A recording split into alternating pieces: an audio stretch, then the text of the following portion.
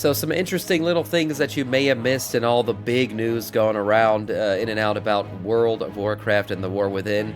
Dragthier are not only getting their dynamic flight back, they recently got that, full-blown dynamic flight. They are also getting the ability to toggle their regular flight to what is current day, normal flying, the swimming through the air flying. So yeah, maybe some of you guys missed this, but Dragthier's, they're racial, probably one of the best ones ever put in the game. But now they'll be able to just regular fly around, hovering in space like that if you see. That's really cool for them. I'm glad Dragthier are getting their ability back. You guys remember that thing got neutered early in Dragonflight. It's nice to see that thing has gone full-blown and even beyond now with its regular flying. So that's really good for you guys. The Spellbook is getting a complete rework. Yeah, Sam's excited. The Spellbook is getting a complete rework. Early first look at the Spellbook UI, so if you haven't seen this before, it's going to go more full screen now when you open it. You'll be able to see more and look at more spells. It's going to be searchable as well, so that's really nice. Rather than having a separate menu, the new Spellbook UI is now on a tab in Talent Specialization menu. This new location offers a condensed menu, significantly more screen real estate to display all the abilities for your character, and oftentimes on a single page, allowing you to significantly and more clearly better understand your spells and passives and what makes up your specialization. That's nice considering we're going to have more and more talents here going forward. We know hero talents are coming out, so this is a nice, refreshing looking UI. I mean, the Spellbook hasn't changed in quite a while. I can't remember the last time they updated the Spellbook UI. It might have been WoD, where they just kind of HD up-res the pages and the way they look. The current alpha spellbook is broken down into 2 tabs. You got your class in general, similar to current in the live version. In the class tab, on the left you'll see the abilities that are available to your class, and on the right you'll see spells and passives limited only to your specialization, including the new hero talent passives. That's pretty cool. The general tab displays the racials and abilities available to your character that aren't class specific. So again, it's part of your talents and specializations menu now. I'm kind of blocking some of this, but you can see the tabs down here. Spellbook is its own tab, and then you see general, and then this is obviously a priest here. He's got his little priest tab, so that's pretty nice. It should be noted that the Spellbook UI is likely still undergoing significant iterations before the War Within launches, as the menu comes with a disclaimer on new Spellbook work still in progress. So there you go. A bunch of new, and nice looking art as well with little bookmark here and stuff. So some of these reworks and things people haven't really noticed yet, but I think that's a pretty nice thing. Herbalism is receiving a refresh in the War Within. If you are an herbalist, you're going to get some love here in the things coming out, as well as a Hallowfall farm minigame. Yes, many people love the Pandaria farm. Well, now if you're an herbalist, and I think a lot of people are about to become herbalists because of this, you're going to get to play a little minigame. Yes, so in overall, herbalists have an almost identical specialization tree to Dragonflight, keeping both Bountiful Harvest and Botany trees as a whole.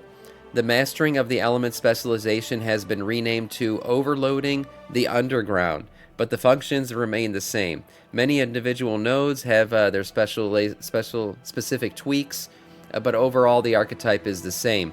So, there's a few changes here. The botany specialization, however, has undergone some changes in Dragonflight, and the specialization purely provided finesse, deafness, and perception. While useful, it wasn't very fun in the long run. Some of the secondary perks were the ability to gather the seeds as agitated rouse seeding, but overall many herbalists chose the other 2 specializations first, leaving botany to collect the last of the needed knowledge points. So in the War Within, however, there will be 2 secondary nodes in botany, and they have been slightly reworked. One of them focuses on various seeds found throughout the new zones, so you get a bunch of different little seeds here, while the other focuses on mulch, a new item in herbalism that can be utilized in order to increase the yield of their herbing adventures. So that's pretty good. You can mulch over things now. Empowered mulch. Prepare the mulch for use. You will apply it to the next herb you gather, granting you a giant amount of finesse. You can only use mulch 1 at a time. So that's pretty cool. Maybe giving you a better chance to loot better things before you herbalize stuff. Now, the Hallowfall farm is really going to be the big feature for a lot of A lot of people who are doing herbalization. An entirely new mechanic of herbalism. The Hallowfall Farm is a new herb minigame that allows players to plant various seeds they find while herbing in the War Within.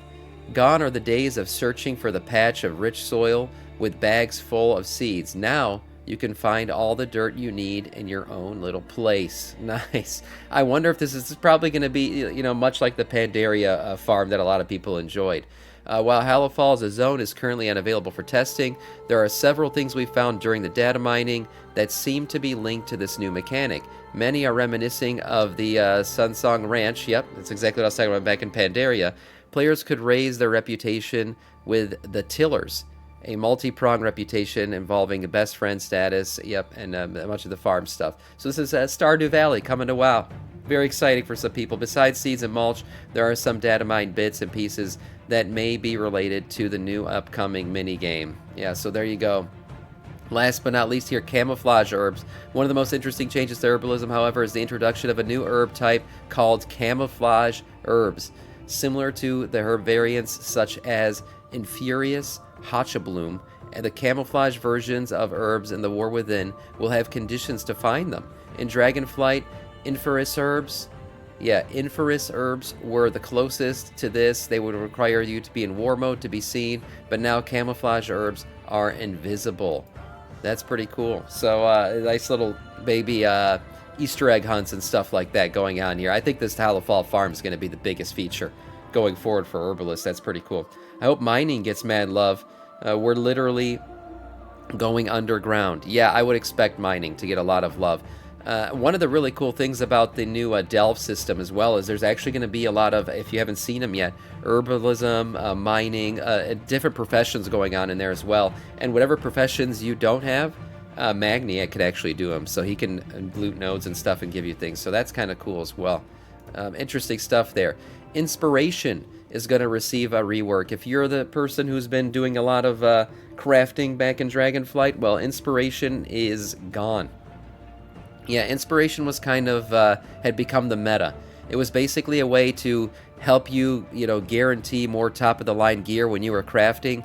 And I think Blizzard looked at it and said, well, this thing is basically creating a lot of, everyone's just going into Inspiration. It's become the meta. It's annoying with RNG. They basically said there was a lack of decision-making and agency for crafters. There's a lack of clarity for customers who just want items to be made. And it was based heavily on RNG, which is never the goal for a profession revamp. So that's going to be gone. They're completely deleting it. They are adding the file of focused inspiration. If you drink this, it lasts 30 minutes through death. Consuming an identical file will add another 30 minutes. So there will be a way to basically give yourself inspiration, maybe up your chances of crafting something good. But all in all, the whole inspiration system is going to be gone. Waste to this realm. Say Fox, thank you so much for the follow, man. Welcome to our Scourge. Besides the features, we're going to have a bunch of little new pet models for all the people who love pet battles and everything. It looks like pet battling is getting some love here. I did see a rumor that pet battling is going to come to mobile, although that's not confirmed yet. But here are some new little pets for you to check out. I love all the new candle stuff, I'm not going to lie. Everything candle related is really cool, and that's actually one of the new features we're going to continue to talk about is the revamp of kobolds. Now, whether or not you consider kobolds to be a feature of the game, I personally think these new chadbalds, as people are calling them, are freaking amazing. Yeah, so these kobold new NPCs, we're going to check some of these out. There's a bunch of other new NPC models as well, but I feel like kobolds in general are getting some of the new love that was who received it? The Gnolls received back in Dragonflight. Look at these candle bosses, man. Some of these new NPCs are really cool. Now, whether you consider new NPCs to be a feature of the game or not, I do consider, a new race, like the revamp of races, to be something really cool and a new feature that people will see. Look at the kobolds, man. The new kobolds are jacked. I mean, these are not your daddy's kobolds. These are not the same kobolds we found in Elwyn Forest back in the day.